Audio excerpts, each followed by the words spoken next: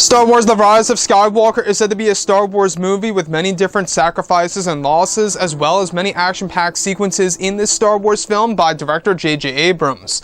This is Mike Zero. Make sure to subscribe if you're new to the channel for future Star Wars content. Now, one thing about Episode 9 is that we do know that this movie is not going to be by far the most emotional Star Wars film there is out of the entire Skywalker saga, but it's also stated to be the darkest Star Wars film that J.J. Abrams is trying to put together here once it releases in, of course, December of 2019 this year. Now, on top of all of this, we do know that J.J. really wants to make this movie very successful with a lot of dramatic moments in the film between the main villains and, of course, the main heroes and some of the brand new characters that will be introduced in The Rise of Skywalker. Now, with that being said, these past couple of weeks or so, we've been learning a whole lot more about this film, and when it all comes down to one of the concept art descriptions, this is where things begin to get very intense for a specific major character's death in The Rise of Skywalker. Now, specifically, what's really intriguing about all of this is that a description of one of the sequences, where it's explained that there is said to be a sequence in the end of the second act of the film, where Rey and her crew are trying to obtain the Millennium Falcon back from Kylo Ren, since he stole it sometime after their travels to Pisana. It's described that one of the big plot points in the film is said to be a character death at the very end of the second act of the movie, before the third act begins, where Rey and her crew are communicating with a First Order MAUL. It's described that the First Order MAUL that has been helping the Resistance was General Hux all along, where it said that Hux has been delivering the Resistance vital information about the First Order's plans, and that he even had at one point directs them to where the Millennium Falcon is hidden at Kylo Ren's Ravager Star Destroyer. One of the sequences is said to even involve a moment in which Hux is pointing Rey and her crew into the right direction of the Falcon's location, where Kylo is said to be able to sneak in on Hux in his position, where this is where a confrontation occurs, where Kylo is said to kill General Hux for treason, where he lifts him up in mid-air by using the Force, where he is said to use the Force choke technique on Hux, followed by a small streak of Force lightning before Force pushing him forward out of the hangar bay as the Millennium Falcon escapes, with Rey and her crew on board. Hux is said to be thrown out to the emptiness of space after being Force choked and electrocuted for treason.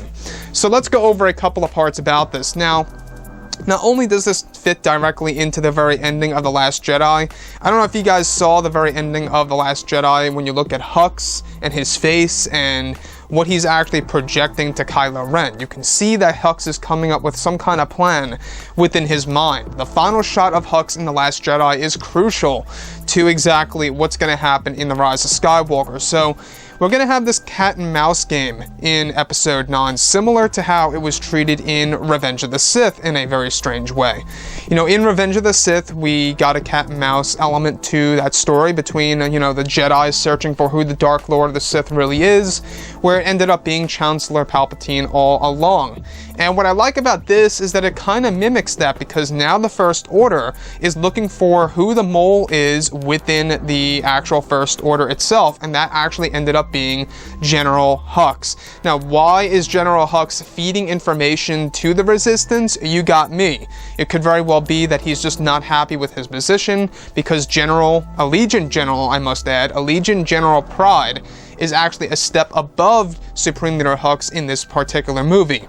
So that's one thing to keep in mind here, is that, Allegiant General Pride is actually going to be a superior character in terms of his position in comparison to General Hux. So Hux kind of feels like a grunt in a way, right? He kind of feels like that he's at the bottom now, he deserves his army, he deserves to control his army that Supreme Leader Ren is now actually controlling, and how there are plans in place for the First Order to fuse with Palpatine's new Sith Empire. That's what Kylo Ren wants to do.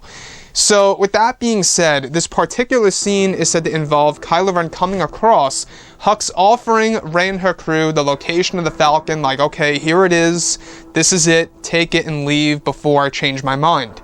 Now, they take the Falcon, they leave this Ravager Star Destroyer that belongs to Kylo Ren, but just as they are leaving, just as they board the Falcon, this is where Hux is actually caught in the act, where Kylo Ren comes across Hux helping them, and he kills him for treason by 3 different ways, alright? First, he force chokes him and lifts him up in midair. Then he shoots him with force lightning, and then he force pushes him out into the hangar, out into the emptiness of space before, of course, the doors closed.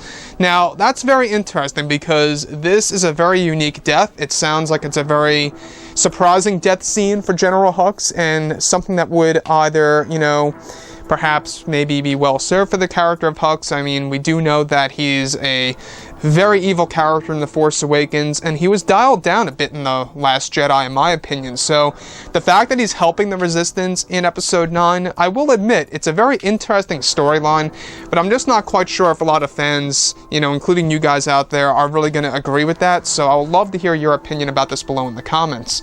Anyways, guys, drop a comment below. Let me know what you think about all this in the comments, and if you guys did enjoy the content for today, do make sure to drop a thumbs up on this video to support the channel. I thank you all so very much for the kind support, and I'll catch you guys next time. Gun